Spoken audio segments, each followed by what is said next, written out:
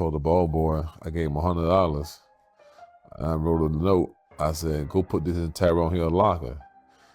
So when he get in, I told the ball boy, wait till he stay in the locker until he get. He said the ball boy said he played hurt, and then he went on. Oakley fought with security, was ejected, and arrested. The Knicks released a statement saying, quote, "We hope he gets some help soon."